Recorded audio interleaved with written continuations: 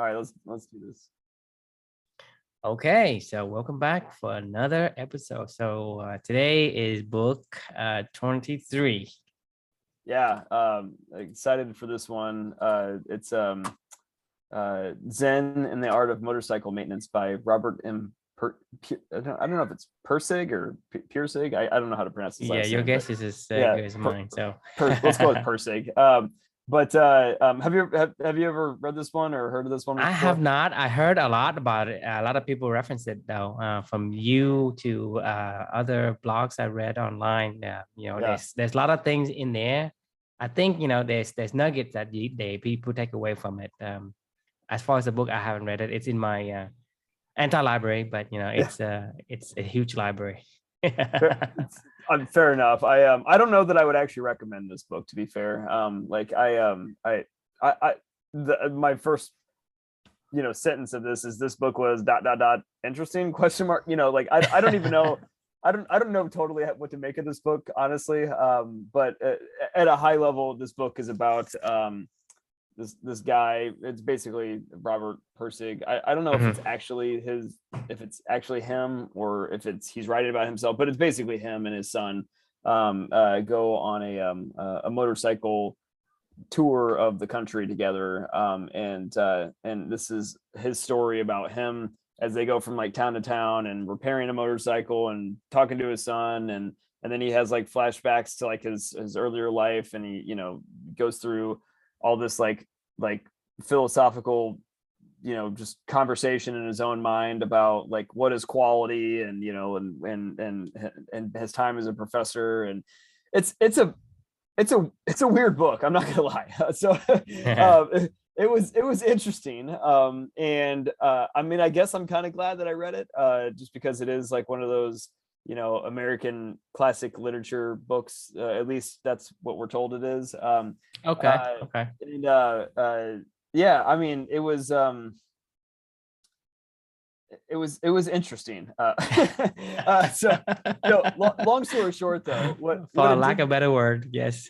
what what it did make me think about when I was going through this book was, my reflection title was "Fall in Love with the Little Things." And it reminded me, the whole Zen component of this journey that he takes on the motorcycle is, he seems like he's always just in his element when he's in his own mind, and he's just in a flow state, basically, of working on this motorcycle. He like looks at all the little things, and he tries to find ways to tweak stuff, and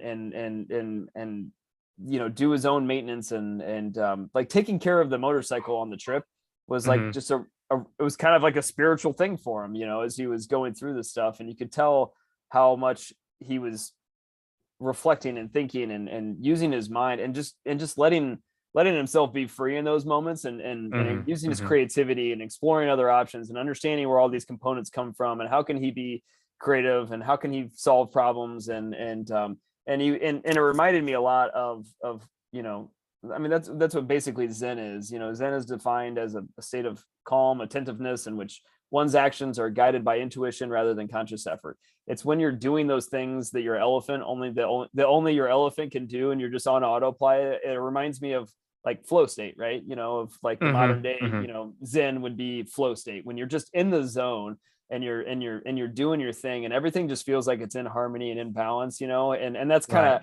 that's kind of how he would always talk about with his motorcycle. And for me, it reminds me about tennis. Like there's not very many times in my life where I feel like I get into like that flow state, that true flow state. Writing Mhm. and tennis are probably the only two things that I can really think of off the top of my head, where everything just kind of disappears, and I get my head out of the way, or I try to get my head out of Mhm. the Mhm. equation, and just let myself do what I like to do, and enjoy, and let my body do it.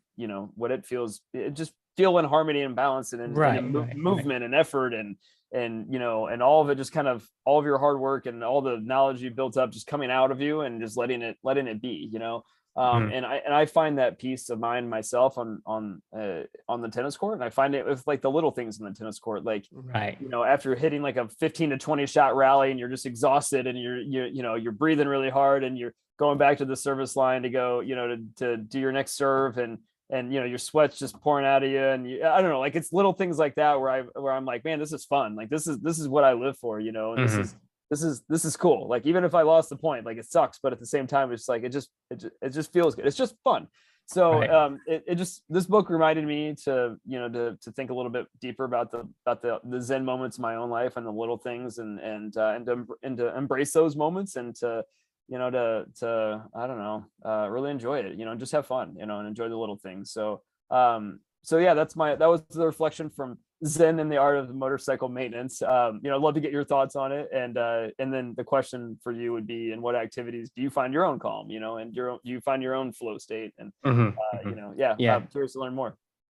Yes, for me, in this topic, when you talk about the Zen and all that, you know, in the flow state, you know, it's reminds me of, you know, people say I'm in the zone, right? Yeah. When you're in the zone, you just like, you don't notice anything else other than whatever that you're doing.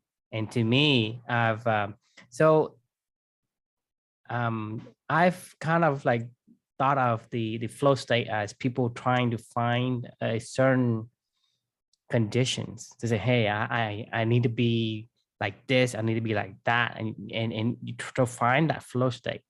And to me, what I've, you know, in my opinion, you know, I think the flow state is the opposite of it. You can't force a flow No. Yeah. state. Right. To me, a flow Right. state is when your mind is free. When your Yeah. mind is free from things you told it to do, and you let your mind do what it is naturally was designed to do, whatever that is. Because like I said before, you know, a writer must write, a painter must paint, right? Because you're born for that affinity. For you, for example, you're playing tennis, right? To you, that's natural. So if you just let your mind be free, and it's going to do that. And essentially, when you do that, you can be in the zone. But if you force it and you tell it, hey, you have to do that, I have to do this, I have to do that, then your mind is going to be one of those things where it's so rigid that it's just bombarding you with like, hey, it shouldn't work, or, you know, this and that. It just you just go berserk on different things and stimuli that would basically you become worried. But Yeah. but you know, so for me, the only way for anyone, and we talked about this before in the previous episode, is, you know, how do you have creativity, right? And to me, I say you have to be creative, you have to be free.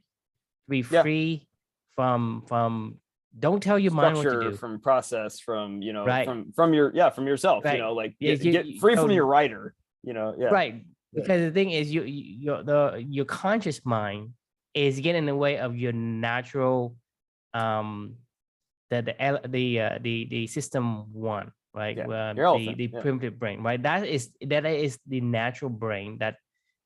That is where these creativity in the zone come from. If you interject, you're interrupting its flow.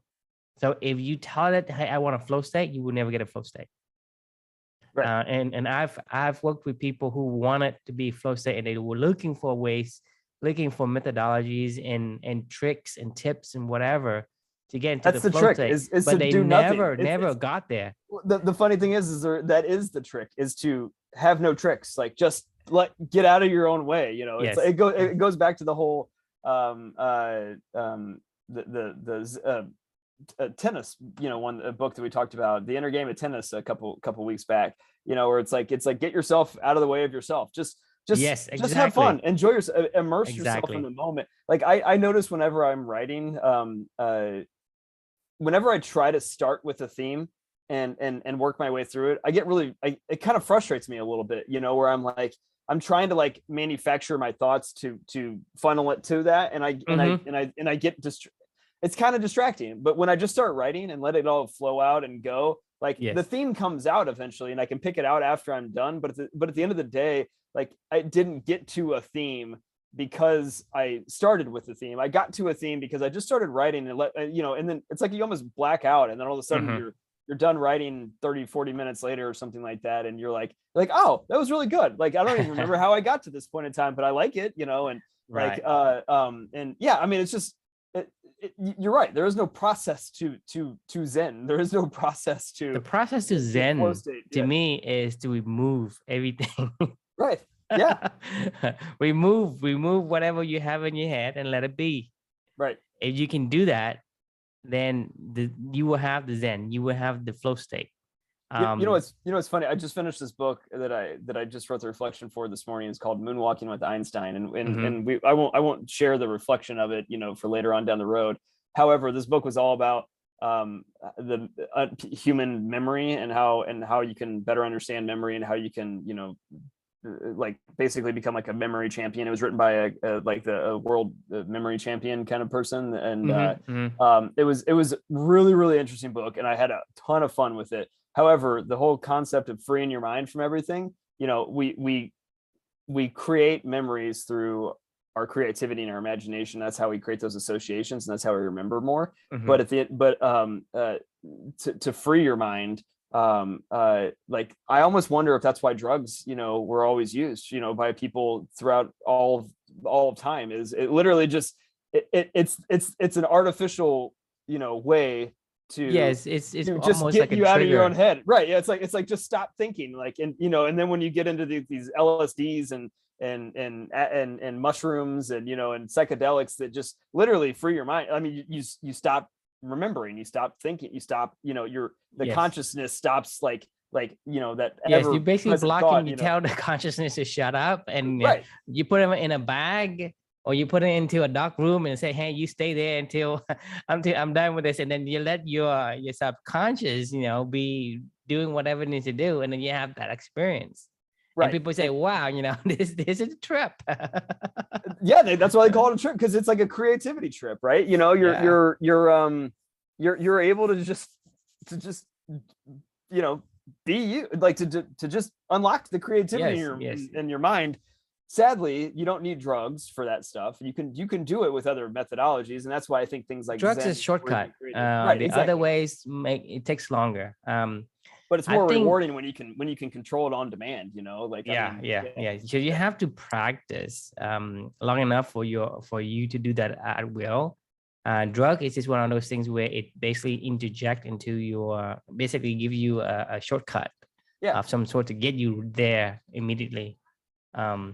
So in regards to the questions, in what activities you find your calm, for me is most of my activity now gives me that. So because I'm kind of semi-retired, I do what I want to do, and so that gives me that. But one of the activity that I get on a like every day is taking a shower. A shower gives me that calmness. Interesting. Because the thing is, most people, when they shower, they have a lot of ideas, right? Right. Where's that come from? It comes from you are not thinking about anything. You just shower and you feel the water and whatever, and your mind is free, and your subconscious to start thinking about whatever it needs to think. Yeah. So think about it. When you take a shower, you don't worry about a lot of stuff. Yeah. You just be. It's on autopilot. Actually, that's a really good point. And with the showering thing, because I was going to say another time that I have a lot of like Zen, flow state, calm, whatever, would be just taking long walks. And it's like, it's doing those activities. You take long walks, but you don't have a conscious of walking. You just right. Like, hey, yes. I'm here, and I take in whatever. So you're not like, oh, I'm walking, and you consciously thinking that you're walking, because you're doing the activity, but at the same time you let your mind be free and do whatever. So sometimes you don't even realize you're walking this far or that far or whatever, because you don't patient to, because you're not telling your brain to do anything. Say, I don't have to walk, I just here, whether I'm walking or not, it doesn't matter. Right. And so when you can get that, right, it's going to give you that flow state, closest to flow state you could, and give you more time to be creative. So people become creative when they're in the shower, when they go taking it call like a stroll, like not like walk because and exercise. You walk because you want to be out there. Yeah, right? it's a Socratic dialogue, right? You can like you're doing. It's like when you're doing something that it's not strenuous at all, but like it's just like that perfect balance of, you know, you can do it and you can do it at a high level, but at the same time you don't need to consciously be thinking about it. Like that's tennis for me, and that's, you know, Right, walking, because you I'm know, saying that, you know, it's people are probably coding for naturally, you. yeah, they naturally have a tendency for something, whether that's Right. tennis, chess, reading, whatever the case may be. Because when you're doing what you're supposed to do, what you naturally are inclined to do, then you get into the zone, because you don't hear anything else beside what you're doing. You don't Right. feel anything besides what you're doing. So you basically create that flow state. You in that zone. You in the zen. So it's just, So so it's yeah, fall in love with the little things, right? I mean, like yep, when you yep, find that moment and you find those activities that can bring you to that state, like cherish it and embrace it for what it is, and rejuvenate yourself during those times. You know, it's like right, you like you should just love every minute you can. And for this guy, it was maintaining a motorcycle. You right, know, right. and then as soon as he was riding again, you know, that's why the book was so messed up, because as soon as he was like riding again, he would go back to his like his just weird conversation in his head the whole entire time about his Mhm. previous life and all this other philosophical, you know, like, you know, conversations in his own head. And it's just like, whoa, like, you know, man, like this dude's crazy. But then he would get into his flow state and it would all calm down, and he could just enjoy maintaining a motorcycle, you know. So the And book was interesting. it was interesting. Yeah. So once again, I don't know that I would recommend this book. But like, by all means, you know, take it on Mhm. if you want to take on any challenge. Like that's, you know, one of my core values is challenge yourself. So, Right. you know, this is certainly a challenging book to read. So, yeah, enjoy it. But yeah, any other final thoughts? Well, that's all I have for this. You know, that's my thought is, you know, to be just be free. Try to free your mind. Love it. We are basically the prison. We are the guardian. We are the prison warden of our own mind. We make ourselves to stay inside that cell. Love it. Awesome. Well, thanks for tuning in, and we will see Yes. you all tomorrow or Monday. But yeah, Monday. All tomorrow for right. these people. All right. Always thank you, and see you next time. See ya.